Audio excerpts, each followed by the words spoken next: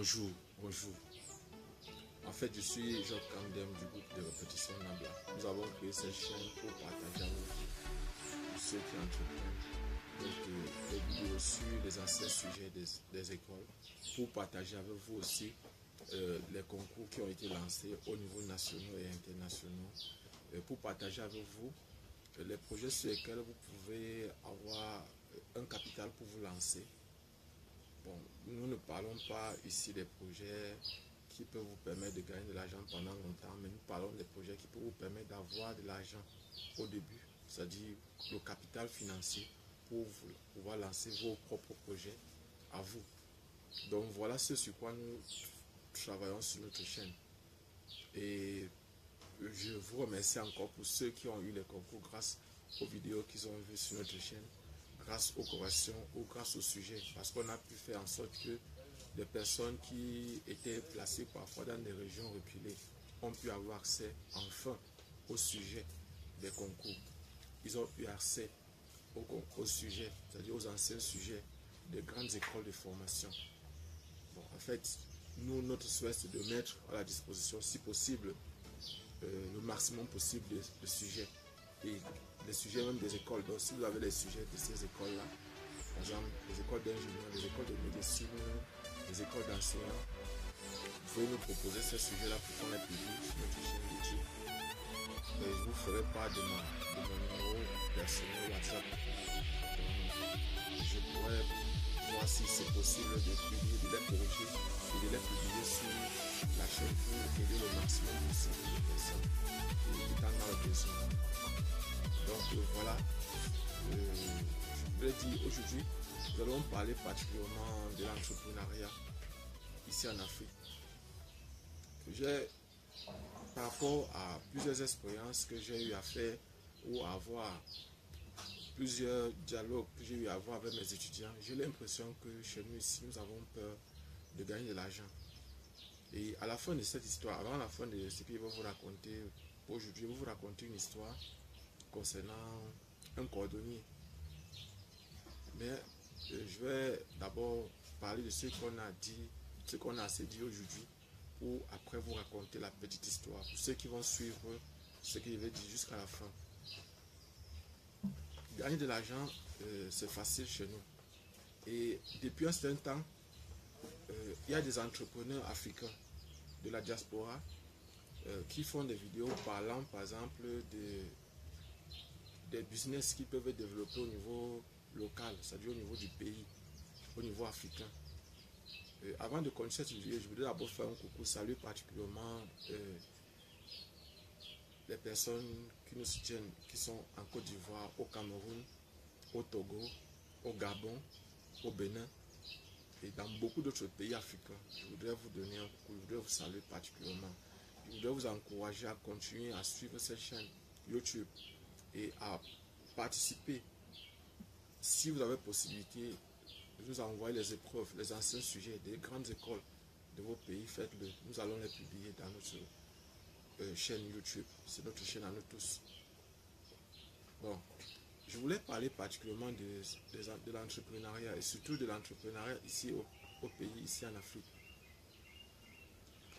Bon, depuis un certain temps, il y a des entrepreneurs dont africains qui sont en Europe, qui sont aux États-Unis, qui sont en Occident de façon générale, qui sont en train de prôner, de faire intervenir la Chine chez nous ici. C'est-à-dire qu'on a besoin des appareils pour pouvoir créer des entreprises, pour pouvoir transformer les produits agricoles. Mais la solution qu'eux proposent, c'est une solution chinoise. Je voudrais leur dire franchement que la solution chinoise est une solution à court terme. Parce que lorsque on propose des solutions pour quelque chose, il faut toujours proposer des solutions immédiates ou à court terme, des solutions à moyen terme et des solutions lointaines. Mais s'il faut voir les solutions à moyen et à long terme, la solution chinoise n'est pas la solution appropriée. Parce que quelle est l'intention, quel est l'objectif visé? Pourquoi est-ce qu'on voudrait acheter ces appareils-là? Combien de temps on voudrait faire perpétuer nos entreprises? Le matériel parfois venant de la Chine est un matériel parfois très cher.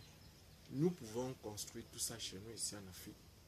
J'ai vu des appareils fabriqués en Côte d'Ivoire, de très bons appareils. J'ai vu des appareils fabriqués au Togo, au Bénin, au Cameroun, en France. C'est vrai que dans la France, eux, ils sont déjà un pays développé. Mais j'ai vu des appareils ici au niveau local être fabriqués. Les gens proposent des solutions au niveau agricole. Prenons le cas simple. Nous savons que habituellement, chez nous ici, en Afrique, les propriétaires terriens n'ont pas souvent de très grands espaces. C'est-à-dire, si une personne voit qu'elle fait ses 5 hectares, pour elle, 5 hectares, c'est déjà bien suffisant. Maintenant, quelles sont les solutions qu'on propose pour ces 5 hectares? Acheter un tracteur de 20 millions de francs, je ne pense pas que ce soit la solution. Il y a des entrepreneurs camerounais qui proposent carrément du matériel local qui est fabriqué à moindre coût. Je dis bien à très moindre coût. Je communique avec une personne à Douala. Donc, à Douala, c'est la région du littoral du Cameroun. Et cette personne fabrique des motoculteurs. Personnellement, je suis dans le besoin, je dois acheter bientôt un motoculteur et ses accessoires pour pouvoir faire de la culture. Et je ne vais pas vous cacher, personnellement, je préfère la solution locale, même si parfois la solution chinoise peut être un peu plus moins chère. Je préfère d'abord la solution locale. Parce que en encourageant ceux-là, moi je crois que si vous avez les moyens, vous qui êtes de la diaspora, si vous avez les moyens et que vous voulez investir chez nous ici en Afrique, voilà les solutions locales. Donnez la priorité aux solutions locales. Demain après-demain, le Togo, le Gabon, la Côte d'Ivoire, le Bénin et les autres pays peuvent être des puissants moteurs de développement pour le monde. Peut être un souci, donc, peut être par exemple un grand centre de production. Nous avons les moyens, nous avons la possibilité. C'est possible, même si ce n'est pas facile. Vous prenez la solution la plus facile, la plus évidente, la Chine. Oui, c'est vrai, les Occidentaux, les entreprises occidentales partent en Chine produire leur matériel. Mais il faut savoir une chose, c'est que la Chine était comme nous. Et nous aussi, nous voulons être comme la Chine. Nous voulons être comme les géants, ces géants qui attirent les investisseurs de partout dans le monde. Nous aussi, nous voulons être comme ça. Nous voulons que nos pays soient des pays attractifs, attrayants. Et personnellement, moi je pense que la solution chinoise, je n'ai rien contre la Chine. La Chine est une solution immédiate, à court terme. C'est-à-dire si on a besoin d'un appareil immédiatement. Mais je pense qu'il y a même des gens, des personnes ici au niveau local. J'ai vu des incubateurs, des appareils qui permettent de chauffer les œufs en Côte d'Ivoire. J'ai vu ces appareils au Bénin. J'ai vu ces appareils fabriqués au Togo. J'ai vu ces appareils fabriqués au Gabon. En fait, partout ici au Cameroun, c'est grave. Au Cameroun encore c'est pire parce qu'il y en a plein de personnes qui font ce genre de choses. Nous préférons refuser cette solution-là pour aller chercher les solutions en Chine. Vous prétendez, bon, vous allez m'excuser, vous prétendez aimer le Cameroun, aimer la Côte d'Ivoire, aimer le Togo, le Bénin ou le Gabon, ou tous ces pays africains-là. Mais vous êtes les premiers à prôner, à demander aux investisseurs d'aller plutôt acheter le matériel en Chine. Je n'ai rien contre la Chine. Nous avons un devoir. Nous devons participer à la construction de notre pays. Nous avons un devoir. Notre devoir, c'est de faire en sorte que nous, aujourd'hui, on soit bien, nos enfants soient bien, nos petits-fils soient bien, nos arrière-petits-fils. Qu'est-ce qu'on va leur laisser? Qu'est-ce qu'on va leur donner? Si nous prenons chaque fois l'extérieur, observez un peu, tous les pays du monde nous exploitent, à tous les niveaux bien sûr. Nous sommes restés et demeurons toujours des esclaves. En tout, je précise bien. Observez par exemple, lorsqu'il y a des étudiants chez nous ici en Afrique, au niveau local, des personnes cherchent à aller fréquenter en France, en Allemagne, en Belgique, aux États-Unis. Certains pays même, ici au niveau du Maghreb, chez nous ici au Maroc, en Algérie, en Tunisie, en Égypte, eux, ils nous proposent des bourses. J'ai vu des étudiants l'autre jour faire, par exemple, un micro-trottoir. Certains étudiants, je les salue d'abord, qui faisaient un micro-trottoir sur la possibilité des pays africains, des pays sud-africains, c'est-à-dire au niveau, par exemple, de l'Afrique australe, de faire, par exemple, bien de l'Afrique centrale, australe et de l'Afrique de l'Ouest, l'Afrique noire, s'il faut préciser comme ça, donner des bourses, octroyer des bourses aussi aux étudiants étrangers, c'est-à-dire du Maghreb ou des pays occidentaux. Ils m'ont dit que ce n'était pas possible, mais moi j'ai dit, l'expérience que j'ai, en 2006, il y avait 2 étudiants turcs qui étaient dans l'université dans laquelle je me trouvais, qui avaient des bourses. Ils avaient reçu des bourses de l'État du Cameroun. Je ne sais pas si c'était vrai ce qu'ils disaient, parce qu'ils nous avaient dit qu'ils avaient eu des bourses de l'État du Cameroun. Ça veut dire qu'il y a des bourses que nous on octroie aux étrangers. Bon, et je voulais leur préciser aussi qu'il y a des mobilités qui permettent aux Occidentaux de venir faire les études ici, et des Occidentaux, surtout en ce qui concerne la recherche scientifique, c'est-à-dire au niveau de l'enseignement supérieur. Il y a des mobilités qui permettent des échanges entre les chercheurs de l'étranger et les chercheurs au niveau local, particulièrement au Cameroun, local que je maîtrise un peu, toujours au niveau de l'entrepreneuriat. Donc, moi je crois que si nous aimons vraiment l'Afrique, nous devons permettre à ce que nos frères africains, nos semblables, nous ne sommes pas nés en Afrique parce qu'on méritait. C'est un sort naturel, c'est un sort du hasard, si on peut dire comme ça. Mais nous avons un devoir avec l'endroit où on est né. Observez, les Occidentaux, qu'est-ce qu'ils font? Ils font tout pour protéger les leurs. Ils font tout pour développer les endroits où ils naissent. Nous aussi, nous devons faire de même. Nous avons un devoir avec nos pays. Nous avons un devoir avec notre continent. Il ne s'agit pas ici de vous monter contre les Occidentaux ou contre les autres, les Maghrébiens. Non. Il s'agit de copier ce qui est positif. On a ça en nous. Et je précise que nous avons tout le potentiel pour pouvoir nous développer. Nous avons tout. Ça ne sert à rien, cet esclavage dans lequel nous voulons rester. Nous ne sommes pas des esclaves. Nous ne devons pas rester esclaves. Pour le moment, nous sommes dépendants parce qu'un esclave, c'est celui qui est dépendant d'une autre personne ou d'une autre chose. C'est-à-dire, c'est ça un esclave selon moi. Et aujourd'hui, observez par exemple comment on vit cet esclavage à travers les bourses. Vous qui êtes de la diaspora, pourquoi est-ce que vous ne pouvez pas vous organiser à faire en sorte que, par exemple, les nationaux viennent, par exemple, dans les pays dans lesquels vous vous trouvez, et de façon normale? Pourquoi est-ce que vous laissez que ces gens-là passent toujours par la mer et se font tuer constamment en route, parfois meurent dans la mer? Vous dites que vous aimez l'Afrique, vous dites que vous voulez aider les Africains. Vous êtes à l'étranger, vous avez les possibilités d'aider ceux qui sont au niveau local, de venir chez vous, prendre la séance et revenir ici chez nous. Vous avez cette possibilité-là. Mais bon, moi j'ai l'impression que c'est comme si vous ne pensez qu'à vous, vous ne pensez qu'à comment, par exemple, vous enrichir, remplir vos poches. C'est normal, c'est l'économie. Mais moi je pense que vous devez nous aider à sortir de cet esclavage dans lequel nous sommes. Il ne s'agit pas de se monter les uns contre les autres, non. Il s'agit de penser au bien-être de ceux qui sont ici. Si vous commencez, dernièrement j'ai fait une vidéo parlant de Marthe Karine.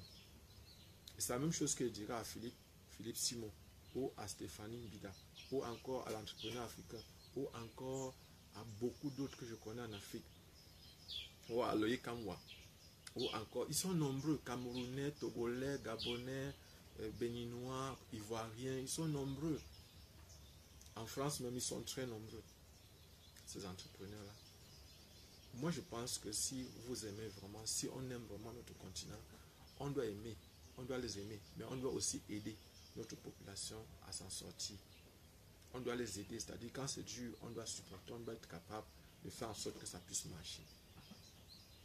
Nous ne devons pas être simplement là pour nous remplir les poches, pour les pousser à agir, pour pousser les gens à créer des entreprises.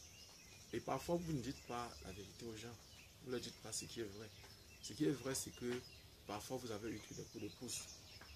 Parfois, ce qui est vrai, c'est que vous ne leur dites pas comment vous travaillez votre intérieur.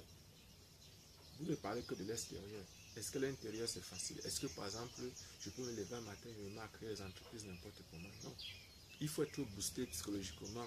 Comment vous faites ça? Vous ne dites rien de ça. Vous dites seulement comment il faut créer des entreprises. Est-ce que ça suffit de dire comment on crée les entreprises sans pouvoir dire comment les gens doivent être esclaves d'eux-mêmes? De la paresse, de la procrastination, c'est-à-dire le fait de renvoyer à demain ce qu'on peut faire aujourd'hui, en renvoyer à plus tard ce qu'on peut faire immédiatement. Pourquoi est-ce qu'on ne le fait pas? En fait, cette vidéo n'est pas là pour critiquer ou bien pour remettre en cause tout ce que vous faites. Vous faites quelque chose de bien. Vous éveillez les consciences. Mais personnellement, je pense que, en fait, en ce qui concerne les entreprises que vous voulez créer, vous devez d'abord privilégier le matériel fabriqué localement. Selon moi, ça c'est ma façon de penser. Le potentiel est là. Les appareils, on peut les fabriquer. Je précise, en termes d'invention, vous pouvez même nous aider. En ce qui concerne les brevets d'invention, moi je crois que si vous organisez bien, actuellement au niveau du Cameroun, du Togo, du Bénin, de la Côte d'Ivoire ou du Gabon ou de beaucoup d'autres pays africains, le potentiel pour les brevets d'invention sont élevés. Mais le problème c'est que, est-ce que les brevets, ces brevets d'invention-là, comment on peut s'organiser pour pouvoir faire en sorte que, au niveau local, que ce soit vu? Parce que le rayonnement de nos pays, le rayonnement de nos États passe aussi par ça. Imaginez un peu, par exemple, un Togolais prix Nobel de chimie, un Ivoirien prix Nobel de mathématiques ou un Camerounais prix Nobel de physique. Imaginez tout ça. Imaginez, par exemple, le moral que ça pourra donner à la jeune génération de posséder cette science-là. Nous la possédons, nous faisons beaucoup, mais c'est l'étranger qui profite. Parce qu'à travers nos bourses qu'on reçoit pour l'étranger, on nous épuise. On épuise, par exemple, les citoyens africains. Ces pays-là, l'Allemagne, la Belgique, la France, les États-Unis, les pays occidentaux nous épuisent. La Chine, il ne faut pas l'oublier, la Chine, elle nous épuise. Et personne ne nous aide à nous développer véritablement. Personne d'entre elles nous aide à nous en sortir. On aide simplement quelques individus. Et lorsqu'on voit qu'il y a des gens qui veulent sortir du lot, on les accorde des bourses, on les accorde des financements. On les accorde des possibilités de partir, de quitter le pays, de quitter le continent. Et sans ces personnes-là, parfois, c'est vrai, c'est un sacrifice. C'est pas facile d'accepter de se sacrifier. D'accepter d'être dans l'eau et de soutenir le pont pour que les autres traversent. C'est pas facile, je le sais. Mais c'est possible. Ce n'est pas impossible, c'est possible. Donc, partagez au maximum possible cette vidéo si vous le voulez. Je suis Job Camden, je suis répétiteur, je suis entrepreneur. Et mon souhait, c'est que nous, si on pense aimer notre pays, si on pense aimer notre pays, si on pense aimer notre continent, nous devons faire les efforts de faire en sorte que chez nous, que les locaux soient privilégiés. On doit faire en sorte que chez nous, c'est vrai, nos dirigeants sauront comment ils pourront faire, mais ce n'est pas là notre rôle. Notre rôle, c'est pas ça. Nous, à notre niveau, on fait ce qu'on a fait. Et eux, ils font ce qu'eux, ils ont à faire. Nous, à notre niveau, je précise bien notre rôle. On a un rôle et eux, ils ont leur rôle. Donc, personnellement, si je pourrais vous donner un conseil, si j'avais un conseil à vous donner, je vous dirais, si vous aimez vraiment l'Afrique, si vous aimez vraiment l'Afrique, privilégiez les solutions locales. Si une personne veut faire, par exemple, c'est 1 hectare, ou c'est 2 hectares, ou c'est 5 hectares, ou c'est 10 hectares, par exemple, alors tout ce que je peux vous conseiller, c'est de leur aider, c'est de venir en aide à ces personnes-là. Pas leur donnant de l'argent, en achetant, en venant, par exemple, aider ceux qui ont déjà des entreprises locales à s'installer correctement, à créer de véritables entreprises qui peuvent permettre l'essor. Imaginez, par exemple, ce monsieur dont je parlais tout à l'heure qui fait des motoculteurs. Il n'est pas le seul. Ils sont nombreux. J'ai vu des gens comme ça au Togo.